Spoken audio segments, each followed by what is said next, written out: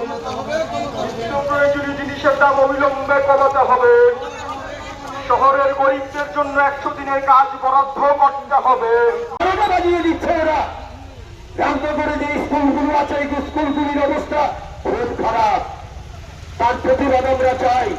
মাননীয় মহকুমা শাসক, আপনি অবিলম্বে বিদ্যালয়গুলির মধ্যে উপযুক্ত শিক্ষক দিন, বিষয় শিক্ষক দিন, স্কুলগুলি পরিচালনার ব্যবস্থা করুন, সুন্দর করে খেলাধুলা করার জন্য মাঠের ব্যবস্থা করুন। ছাত্রছাত্রীদের কোনো কিছুই করছেন না। প্রতিবাদ হচ্ছে, আমরা মিছিল নিয়ে এসেছি। সেই এলাকার মধ্যে আপনারা যান, দেখবেন ধানের জমি, কৃষকরা তাদের ফসল মার খায়।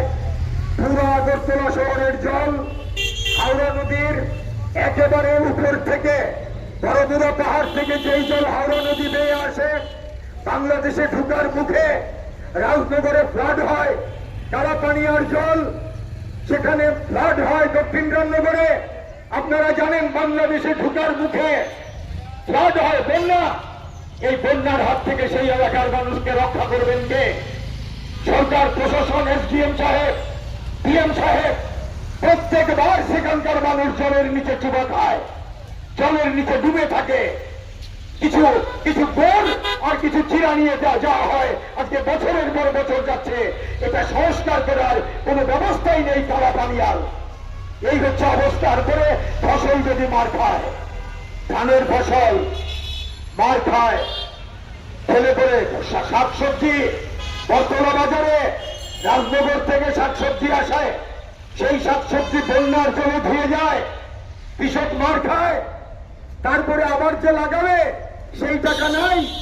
সরকার বীজের টাকা, জলসেচের টাকা, সারের টাকা, জমি বাছাই করার টাকা, মেশিন পত্র, ট্রাক্টর, স্প্রে মেশিন মাগনা ভর্তুকি দিয়ে দেয় না। বিমার টাকা, ইন্স্যুরেন্সের টাকা 1 টাকা দেয় না। এই হচ্ছে অবস্থা। তারপরে মুখে বড় বড় কথা, তারা কৃষকের কল্যাণ করবে। আগরতলা শহরের উপকণ্ঠে কৃষকদের এই দুঃখের কথা কে বলবে, কে শুনবে?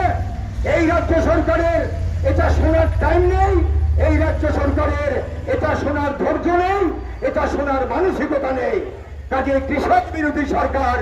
আমরা রাজনগর থেকে সমস্ত কৃষকের পক্ষ থেকে আমরা দাবি করছি, কৃষকদেরকে সমস্ত ক্ষতিপূরণ করে দিতে হবে, অবিলম্বে দিতে হবে। বর্ষায়, খরায় তারা যে ক্ষতিগ্রস্ত হয় সেটা দিতে হবে। আপনারা যান চক্কর বাজারে, মদ বিক্রির অবস্থা দেখবেন, এই মাথা থেকে ওই মাথা। আপনারা যান ওই এলাকাটার মধ্যে, ছোট ছোট ক্যাপসুল কাগজের মধ্যে মুড়িয়ে মুড়িয়ে বিক্রি হচ্ছে। এগুলো কি নেশা? নেশা। এক একটা পরিবার 12টা বেজে যাচ্ছে, এক একটা পরিবার বলছে যা হচ্ছে আমাদের ঘরের ছেলেগুলো নষ্ট হয়ে যাচ্ছে, চাকরি নাই, গরিবের ঘরে কোনো চাকরি নাই। 10,323 চাকরি তো ওরা ফিরিয়ে দেবে বলে দিল না। একটা চাকরি নাই গরিব পরিবারে, যুবকরা চাকরি নাই তো কি করবে? এরা বিভ্রান্ত হচ্ছে, এদেরকে নেশা বাণিজ্যের মধ্যে ঢুকিয়ে দিচ্ছে বিরাট সংখ্যক যুবক। আমি সমস্ত যুবকের কথা বলছি না, ওই এলাকার মধ্যে গরিব পরিবারগুলির মধ্যে আপনি গেলে পাবেন, দেখবেন। আর ওই নেশা বাণিজ্যের সঙ্গে যুক্ত করা শাসক দলীয় লোকজন। শাসক দলীয় লোকজন রোজগার করছে, গাঁজার ব্যবসা থেকে আরম্ভ করে নানা রকম এই সমস্ত নেশাদ্রব্যের নামও আমরা বলতে পারি না, নাম জানি না আমরা। এই সমস্ত নেশাদ্রব্য বিক্রি হচ্ছে, যুবকদেরকে বিপথে পরিচালিত করছে।